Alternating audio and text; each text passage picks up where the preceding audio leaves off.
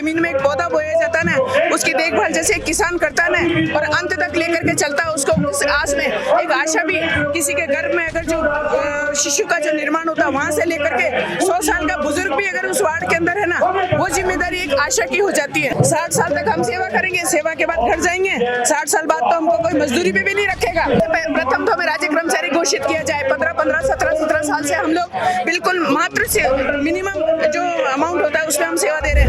अखिल भारतीय महासंघ की हुंकार रैली में जहां विभिन्न मजदूर संघ पहुंचे हैं, वहीं पर मेरे साथ आशा सहयोगिनी भी पहुंचे हैं। हालांकि इनका कद जरूर छोटा है, पद छोटा है इनका, लेकिन इनका काम जो है वो एक बड़े से बड़ा डॉक्टर भी नहीं कर सकता वो काम है, क्योंकि ये वहां तक पहुंच पाती हैं जहां तक बड़े बड़े अधिकारी नहीं पहुंच पाते। मेरे साथ कुछ आशा सहयोगिनी मौजूद है, बात कर लेता हूँ क्यों पहुंची है यहाँ पे, क्या मुझे मांग है। मैडम क्या नाम आपका? मेरा नाम इंदिरा कंवर है। मैं आशा सहयोगिनी कर्मचारी महासंघ की प्रदेश महामंत्री का पद मेरे पास है।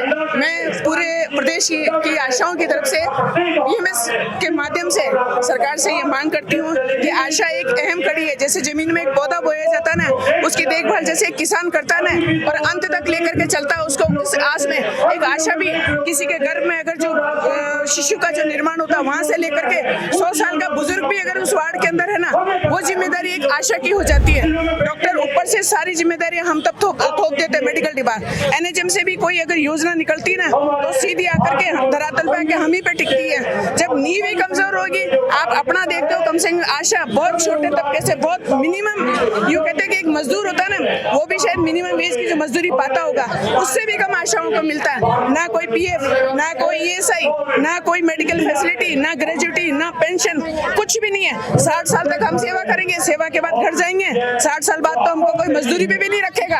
ये आशा की हालत है। एनएचएम के जो पद होते हैं ना, उन पदों पे संविदा के माध्यम से उन पदों को भरा जाता है, जबकि आशा खुद मास्टर करी हुई है, पोस्ट ग्रेजुएट है, बीएड है, एमए है, एलएलबी तक करी हुई आशाएं हैं। उनमें से अगर उन पदों को भरी जाए तो आशाओं का जो स्वयं का अनुभव होगा ना, वो अनुभव और एक फील्ड में जाकर के वो कार्य करती थी, उसकी दृढ़ शक्ति के साथ जो उसने अनुभव लिया, वो अनुभव एक पब्लिक तक पहुंचेगा और एक विभाग को नींव के रूप में, सपोर्ट के रूप में वो काम करेगा।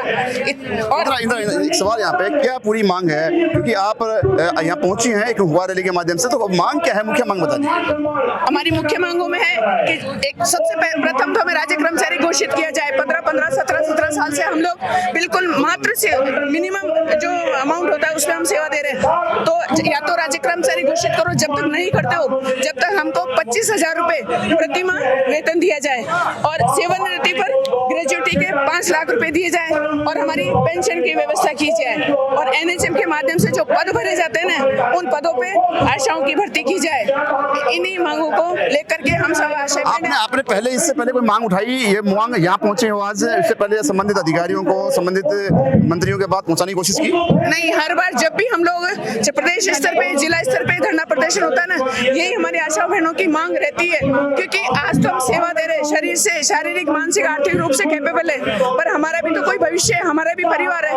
एक अच्छे जो कर्मचारी होते हैं ना, उन तक की पेंशन अच्छी करके हम लोग इतना भी सरकार से आशा शब्द होता है ना, एक आशा का रूप होता है। आशा शब्द अपना आप में एक आशा होती है। जब आशा को खुद को एक सरकार से आशा उम्मीद होती है, बिल्कुल उम्मीद होती है, जब हम सरकार की आशा पे, उम्मीद पे खरा उतर रहे, तो मैं सरकार से आग्रह करती हूँ, अनुरोध करती हूँ कि वो भी हमारी आशाओं की मांगों पर, अनुरोध पर करके और परिपूर्ण होकर के आशाओं को अनुग्रहित करें।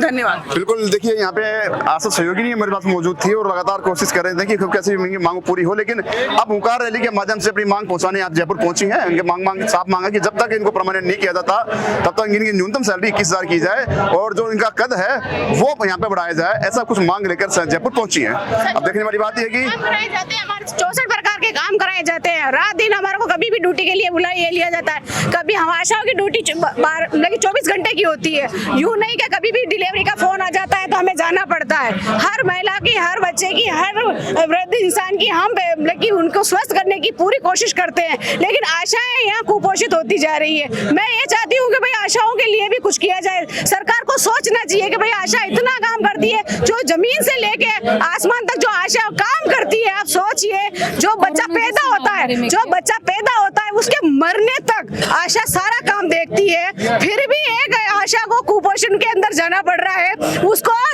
60 साल की उम्र के बाद कुछ नहीं मिल रहा है। उसके बच्चे, उसका पति, उसका परिवार क्या सोचेगा कि भाई मम्मा आपने इतना काम किया और आपने ना 1-2 रुपए भी घर पे लेके नहीं आए, तो बताइए ये हमारे लिए शर्म की बात है, ये सरकार के लिए शर्म की बात है। सरकार को हमारे लिए सोचना चाहिए ये सब। बिल्कुल, देखिए इनकी पीड़ा जो है वो देखने वाली बात है। संवेदनशील सरकार है, डबल इंजन की रामराज सरकार की जाती है राजस्थान में, और हाल फिलहाल ये धरने पे पहुंचे हैं। ऐसे में इनकी मांग जो है वाजिब है। अब देखने वाली बात है कि सरकार यहाँ तक कहाँ तक इनकी मांगों को ध्यान में देते हुए संज्ञान लेती है, उनकी मांगों को मानती है। कैमरा पर्सन सचिन के साथ संदीप अग्रवाल, गोल्डन न्यूज, जयपुर।